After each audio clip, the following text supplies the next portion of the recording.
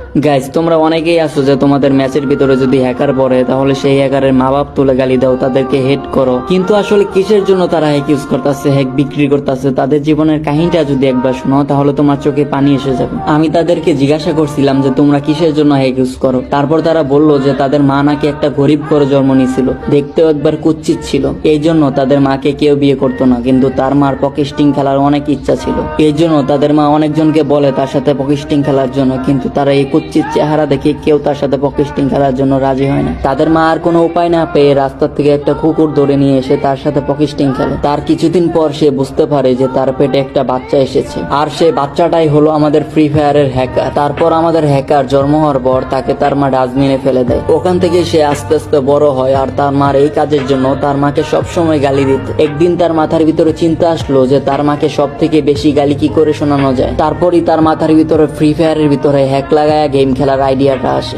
আর তাদের আইডিয়াটা সফলভাবে কাজে লাগে। ঠিক এই জন্য তাদের মা বাপ তুলে গালি দিলে তাদের কোনো যায় আসে না, তারা আরো খুশি হয়।